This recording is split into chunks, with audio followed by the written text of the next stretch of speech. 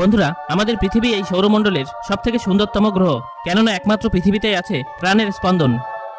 যে সমস্ত মানুষ পৃথিবীর বাইরে মহাকাশে গিয়ে পৃথিবীর সৌন্দর্য উপভোগ করেছেন তারা সত্যিই ভাগ্যবান, কিন্তু সকলে তো মহাকাশে গিয়ে পৃথিবীর এই সৌন্দর্য উপভোগ করার সুযোগ পান না। তবে বর্তমান প্রযুক্তি ও বিজ্ঞানকে সত্যিই ধন্যবাদ, কেননা আমরা ঘরে বসেই মহাকাশ থেকে পৃথিবীর এই রূপকে দেখতে পাই। এই সুযোগ কি কখনো আপনাদের হয়েছে? কেননা আজ আমরা এই ভিডিওতে মহাকাশ থেকে পৃথিবীকে দেখতে কেমন লাগে সেটাই আপনাদের দেখাতে চলেছি। তাহলে চলুন বন্ধুরা, দেখে নেওয়া যাক পৃথিবীর এই অনন্য রূপ। আইএসএস থেকে ইন্টারন্যাশনাল স্পেস স্টেশন এখনো পর্যন্ত মানুষের অন্যতম সেরা আবিষ্কার।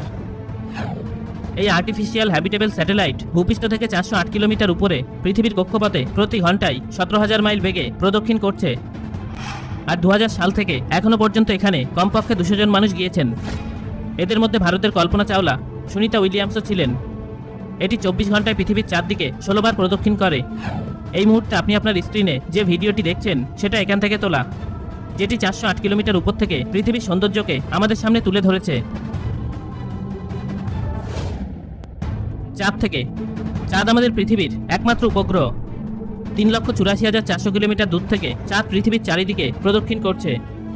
রাতের আকাশে টিমটিমে তারার মধ্যে চাঁদের সৌন্দর্য সত্যিই দেখার মতো।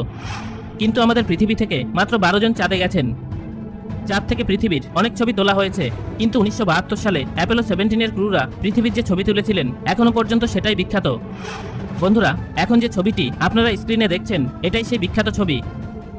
এই ছবিটির নাম দেওয়া হয়েছে ব্লু মার্বেল। এর আগে 1968 সালে প্রথম মানব মিশন অ্যাপোলো 8 পৃথিবীর যে ছবি তুলেছিল সেটাই সবথেকে বেশি প্রচলিত। সেই ফটোটি আপনারা এখন স্ক্রিনে দেখছেন। এর নাম আর্থরাইজ। মঙ্গল গ্রহ থেকে। শুরু থেকে বিজ্ঞানীদের কাছে মঙ্গল গ্রহ হলো আকর্ষণীয় গ্রহ। 1960 সাল থেকে এখনো পর্যন্ত বিজ্ঞানীরা মঙ্গল গ্রহে স্যাটেলাইট পাঠিয়ে আসছেন। এই মঙ্গল গ্রহকে ভবিষ্যতে মানুষের বাসস্থান বানানোর জন্য অনেকদিন ধরে গবেষণা করছেন বিজ্ঞানীরা। পৃথিবীর প্রতিবেশী এই লাল গ্রহ আমাদের থেকে 54.6 মিলিয়ন কিলোমিটার দূরে অবস্থিত। এখন আপনারা স্ক্রিনে যে ছবিটি দেখছেন সেটা মঙ্গল গ্রহ থেকে প্রথম এমন ছবি যেখানে চাঁদ ও পৃথিবী দুটোকেই একসাথে দেখা যায়। 2003 সালে মার্স গ্লোবাল সার্ভেয়ার দিয়ে এই ফটোটা তোলা হয়েছিল। এরপর বিজ্ঞানীরা পৃথিবীর হাই রেজলিউশন অনেক ছবি তুলেছেন। এখন আপনার স্ক্রিনে যে ছবিটি দেখছেন সেটা মঙ্গল গ্রহ থেকে 2004 সালে তোলা। শনি গ্রহ থেকে। আমাদের সৌরমণ্ডলের একটি সুন্দর ও গ্যাসীয় গ্রহ হলো শনি। শনি গ্রহের চারপাশে যে বলয় বা রিং আছে সেগুলোর জন্যই তার এত সৌন্দর্য। আমাদের থেকে 1.2 বিলিয়ন কিলোমিটার দূরে শনি গ্রহ অবস্থান করছে। আর পৃথিবী থেকে এত দূরত্ব অতিক্রম করে মাত্র 4টি মহাকাশযান শনি গ্রহে পৌঁছেছে। শনিতে এই 4টি মিশনের জন্য ক্যাসিনি মিশন বিশেষভাবে জনপ্রিয়। 2017 সালে ক্যাসিনি মহাকাশযান শনি গ্রহে পৌঁছায়। কিন্তু ক্যাসিনি মহাকাশযান শনি গ্রহে পৌঁছানোর আগে থেকেই সে পৃথিবীতে নানান তথ্য পাঠাতে থাকে, আর তার ফলে পরবর্তী মিশনগুলো অনেক লাভজনক হয়ে ওঠে। 2013 সালে ক্যাসিনি একটি বিরল ফটো তুলেছিল, আর সেটাই এখন আপনার স্ক্রিনে দেখছেন।